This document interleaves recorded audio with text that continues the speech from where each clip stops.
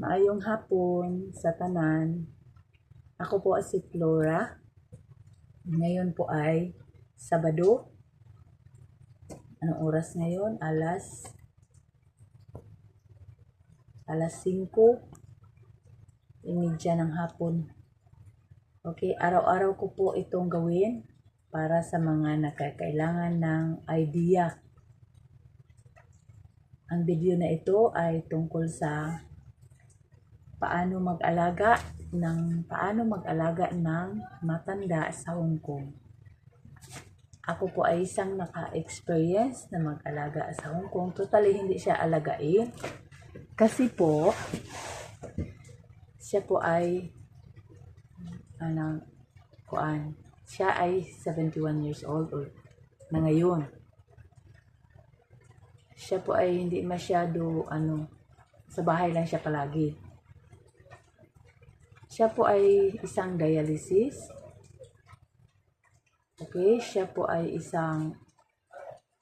mabait siya na matanda. Hindi naman masyado na mabait siya, mapagbigay siya ng pagkain. Pero minsan lang, kapag galit talaga, hindi mabigay ng pagkain. Pero naintindihan ko, kasi galit siya. Sa kagandahang palad ay tumagal ako sa kanya ng mahigit 15 months, 1 year kapin. Nagpasalamat po ako sa amo ko kasi naintindihan niya ang struggle ng buhay ko pagdating sa pamilya nila. Kasi yung nanay niya ay nandoon sa pabalik-balik ng ospital, yung bago pa lang ako doon. Okay? Ang title na ito ay Paano mag-alaga ng matanda. Paano mag-alaga ng matanda?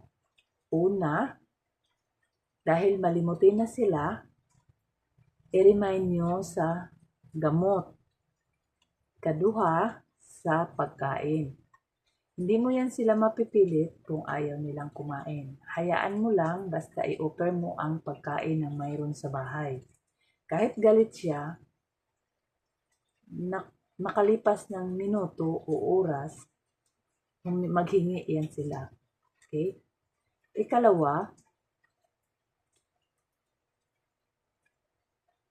Ikalawa, tanggapin mo na minsan sa galit nila, minsan makaihi sila, makatae sila, ikaw ang maglaba dyan.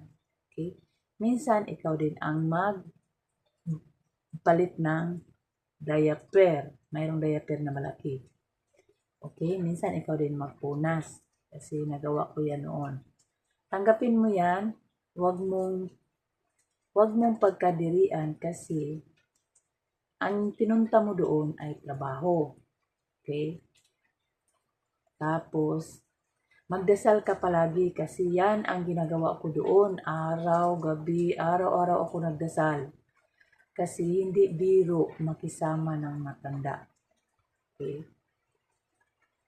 Lalo na sa mga first timer. First timer kasi ako nagpunta sa Hong Kong. Okay? Although, ex-abroad ako sa kahit saang lugar, pero iba ang pamamalakad sa Hong Kong. Okay?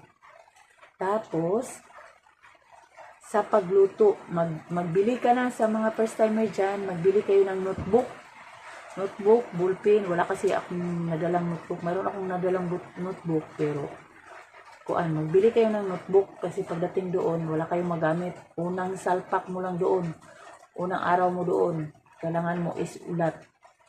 Kasi magulat ka na lang na utusan ka. Kapag nasabihan ka na o naturuan ka na sa mga gusto niya, galit na yan pag magkamali ka. Okay? Pero ipasok mo dito, ilabas mo dito. Kasi ang inisip mo ay ang magtrabaho at makapagserbisyo sa kanila. Yung galit at ano pang nangyari dyan, maliban lang kung sinasaktan, ay pwede mo yan palampasin. Okay? Dahil tao lang tayo, ay magkamali tayo. Okay, una mong tandaan, magdala ka ng notebook, ballpen, para kung anong iutos niya, isulat mo. Ganyan ang ginawa ko dati, pero minsan nakalimutan ko. Mag-recall pang ko. Ang daming pwede lutuon doon. Steam, fry, at saka long soup lang ang mostly kinakain ng matanda. Tandaan mo yan, mahirap doon ang long soup, maraming mga ingredients. Pero sa katagalan, matandaan mo na yan kasi hindi naman masyado marami. Pero paiba-iba ang types ng pagluluto. Kagaya ng steam, sa isda steam, mayroong 8 minutes, 10 minutes, 12 minutes. Magkaiba ang isda na yan. Mayroong malaki, 12 minutes, mayroong maliit, 8 minutes, mayroong medium, 10 minutes. Okay? Sa pagluto ng steam, ang kailangan mo i-prepare, slice lang na ginger. Mag-slice ka ng ginger, gamay lang, kunti lang. Hindi kagaya dito sa Pilipinas, ang daming lamas natin nilalagay. No, hindi. Doon nagtipid sila. Kunti lang, mga ganun lang. Oh, sa isang isda, ganun lang kalaki ang ginger. Okay, i-slice nyo lang pahaba. Okay, strip na slice. Strip na slice. Tapos, mag-slice ka niyan. Tapos, spring onion. Mag-slice kang ganun ka space. Tapos, prepare mo ang mantika at saka soy sauce. Paano gawin ang steam?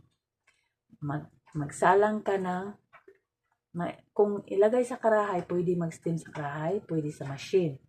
Okay? Mag-prepare ka ng isda, hugasan mo ng isda, kuhaan mo ng hasang, guntingin mo ang hasang. Tapos, ilagay mo ang ginger na in-slice. Isalang mo doon, 10 minutes, 8 minutes, depende sa instruction ng alaga mo. Tapos, kunin mo, pag matapos ng oras yon, tanggalin mo ang tubig. Saka ka magpainit ng oil. Magkunti lang oil, yung kasya lang sa isda.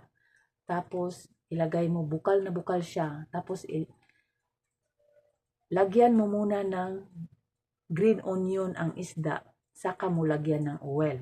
Okay, para ang aroma sa green onion mag-spray and mag-evaporation. Pagkatapos ng lagay ng oil, saka mo lagyan ng soy sauce. Tapos iserve mo.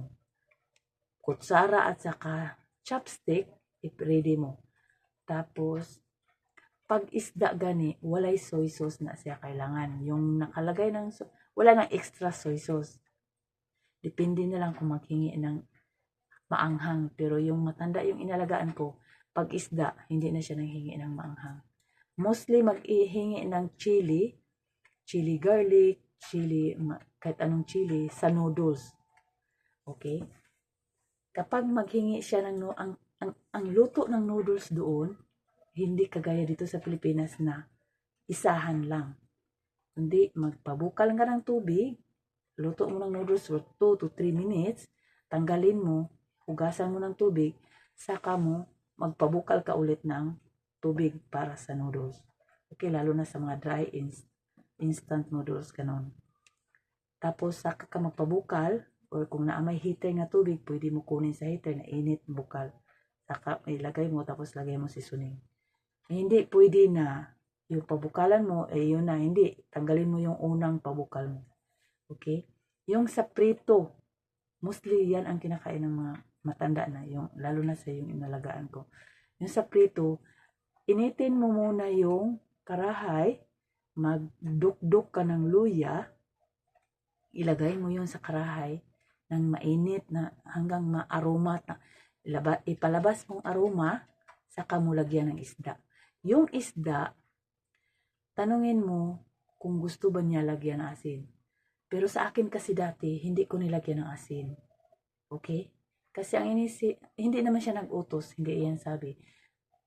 Tanungin mo siya kung kailangan ba lagyan ng asin or hindi na. Kasi minsan kasi, hindi na lalo na sa yung inalagaan ko na hindi masyado maalat. Okay? Kaya yung isda na lang, tapos pag mag-fry, i-crispy. Ang diskarte para mag-crispy, ito na, kay gusto nila yung crispy. Mainit na mantika, saka mo ilagay ang isda. Dahan-dahan lang, kaya ba yung lagsik. Tapos, saka mo balhin mga 8 to 10 minutes. 5 to 10 minutes. Saka, makikita mo man yan pag hindi na siya, pag okay na siya ibalik. Kailangan siya nga silip-silipin mo, tapos makita mo pag hindi na dikit, pwede na siya ibalik. Okay, kasi ayaw nila yung hindi naka-crispy. Crispy, fry, steam, at saka long soup ang mostly kinakain doon. Ang long soup naman, mag-prepare kag patatas, bombay, kamatis. 4 na kamatis, isa ang bombay, patatas isa, 2, carrots, mais, depende sa instruction ng matanda. Kasi maraming long soup ang klase doon. May beef, may pork, may ribs. Okay? At saka yung giniling na karne, giniling na isda, mayroon doon. Okay? Ano pa? Ang matanda na inalagaan ko, hindi masyadong palautos. Kasi matutulog lang siya. Tapos, ang problema lang, kahit natutulog siya, kailangan ka magtrabaho. Kasi, huratin ka niyan. Kahit tulog siya, magulat ka na lang, nandyan na sa harapan mo. Okay? Tandaan mo yan, ang matanda, 24 hours old. Gising yan. Tulog yan saglit, gising na ng bigla. Okay? Kasi ganyan ang routine. Anytime kasi pwede sila matulog. Hindi kagaya sa atin na trabaho. Kaya ang payo ko sa iyo, lalo na pag first time mo doon, magbili ka ng vitamins pangkatulog. Iron, multivitamins. Magbili ka ng isang box. Cetirizine. Okay? Cetirizine, ascorbic acid. Ano pa? Saridon. Sakit sa ulo, dili-dili ang pagkaon to usahay. Tapos pagkain minsan konti lang. Okay? Ang diskarte ko dyan, sa payo ko sa mga baguhan doon, kasi konti lang yung sinaing doon. Pag rest din nyo, bili kayo ng butin. Bili kayo ng 10. Pag rest day, pwede ka makaluto.